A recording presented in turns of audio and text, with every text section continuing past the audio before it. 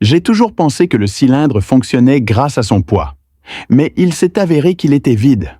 Comment une plaque de fer vide pouvait-elle générer des dizaines de tonnes de pression? En démontant le cylindre, on constate qu'il abrite un puissant moteur à 6 cylindres en acier. Il est important de noter qu'il n'est pas directement relié aux roues, mais qu'il distribue la puissance aux composants correspondants via un système hydraulique. Ensuite, le point clé. Un moteur hydraulique est installé à côté du tambour du cylindre. La partie centrale, vide, est équipée d'un jeu de roues excentriques. Lorsque le moteur entraîne la rotation, les roues excentriques centrales tournent ensemble, générant une force centrifuge cyclique, augmentant la pression au sol et soumettant le matériau comprimé à des vibrations à haute fréquence.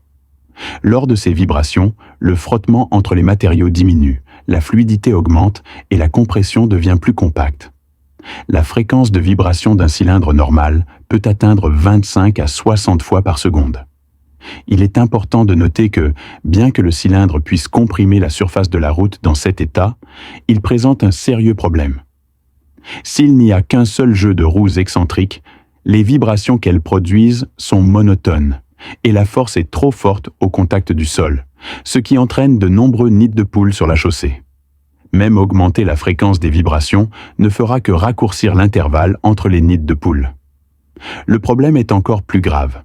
Comme elle vibre de haut en bas, elle risque de provoquer une résonance, ce qui peut endommager les bâtiments environnants pendant ce temps, et les vibrations ne peuvent être éliminées. Alors, comment résoudre ce problème? Avant de répondre à cette question, si vous aimez ce genre de vidéos scientifiques approfondies et populaires, je vous recommande de consulter Douyin Selection, une nouvelle plateforme de haute qualité lancée par Douyin. Cette plateforme intègre tout le contenu précieux du réseau. Elle regorge de vidéos de haute qualité, approfondies et captivantes. Si cela vous intéresse, cliquez en bas à gauche pour l'essayer. L'ingénieur a donc ajouté un autre jeu de roues excentriques au cylindre. Elles ont été montées en alternance et reliées au bâtiment central par une courroie.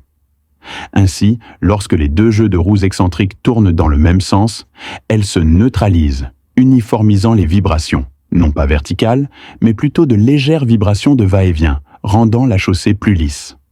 Les deux autres jeux de roues excentriques peuvent également tourner en sens inverse, compensant ainsi les vibrations.